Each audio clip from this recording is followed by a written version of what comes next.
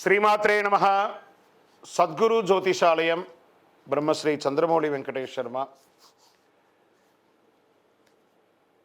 ఈరోజు మనం చెప్పుకోబోయే ఒక ముఖ్యమైనటువంటి విషయం ఏమంటే, చాలామందికి ఒక భయం, శని భగవానుడు అంటే ఒక భయం.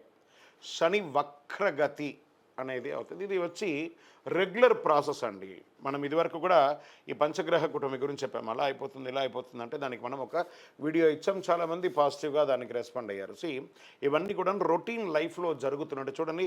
మేము జూన్ నెల ఇచ్చాం, మే నెల ఇచ్చాం, ఏప్రిల్ నెల ఇచ్చాం, మార్చి నెల ఇచ్చాం, ఇప్పుడు జూలై నెల కూడా ఇవ్వబోతున్నాం.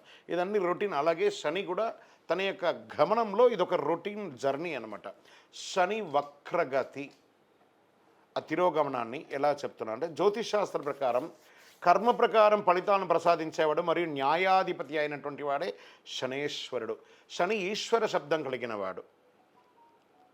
ఏ దేవుడికి కూడా ఈశ్వర శబ్దం రాలేదు, ఈయనకి మాత్రం శనేశ్వరుడు అని పేరు వచ్చింది. 2024లో కొన్ని రాసుల వారిపై ప్రత్యేక వరాలను కురిపిస్తున్నారు. కొన్ని రాసులకి అదృష్టాన్ని కలిగిస్తున్నారు, కొన్ని రాసులకి యాజ్ ఇట్ ఈస్ రొటీన్గా చేస్తున్నారు. అలాగే సంపదలో అపారమైనటువంటి పెరుగుదల ఉంటుంది ఈ యొక్క శని వక్రగతిలో. ఏ అదృష్ట రాశి వారికి దీనివల్ల ప్రయోజనం కలుగుతుందో తెలుసుకుందాం. శని వక్రగతి సంచారం 2024 6 రాసులకి జీవితంలో ఆకస్మిక మార్పు.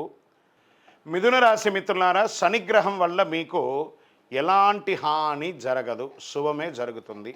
కొత్త ఉద్యోగం, మనుషుల్లో సంతోషం పెరుగుతుంది. సంతానం లేని వారికి సంతానం జరుగుతుంది. శుభవార్త వస్తుంది. వివాహం కాని వారికి వివాహం. మీరు దేవాలయాలు, ఆధ్యాత్మిక యాత్ర, విదేశీ యాత్ర, టూర్స్ కూడా చేసే అవకాశాలు ఎక్కువ కనబడుతున్నాయి. శని వక్రగతిలో మిథున రాశి వారికి ఇలా ఉంది. శని వక్రగతిని భయపడాల్సిన అవసరం లేదు. ఇందులో యూనివర్సల్గా ఒక పరిహారం ఉంది. ఏం చేస్తారంటే, నవగ్రహాలలో ఉన్నటువంటి శని భగవానుడు పశ్చిమ భాగంలో ఉంటారు. ఆ పశ్చిమ భాగంలో ఉన్నటువంటి ఆ నవగ్రహాలకి ఒక చిన్న బెల్లం ముక్క నైవేద్యంగా పెట్టండి. నువ్వులతో దీపం కరెక్ట్గా తీసుకుపోయి శని భగవాను పాదాల దగ్గర వెలిగించకండి. కొంచెం కింద దూరంగా పెట్టి నువ్వుల నూనెతో, ఆ నువ్వుల ఉంటుంది, ఒక చిన్న బ్లాక్ క్లాత్ తీసుకోండి, అందులో నువ్వులు వేయండి, దాన్ని ఉండగా కట్టండి.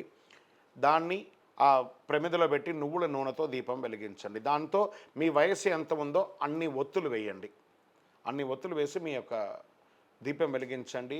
ఆ స్వామివారిని ఎలా ప్రార్థన, నీలాంజన సమాభాసం రవిపుత్రం యమాగ్రజం ఛాయా మార్తాండ సంభూతం తన్నమామి శనైశ్వరం కాకద్వజాయ విద్మహే ఖడ్గహస్తాయ ధీమహి తన్నో మంద ప్రచోదయాత్. ఆయన దగ్గర ఏమేమి అడగచ్చు, ఆయన ఏమేమి మనకిస్తారు? దేహి మే బుద్ధి వైశిష్ట్యం, దేహి మే నిత్య యవ్వనం, దేహి మే పరమానందం, దేవదేవ జగత్పతే.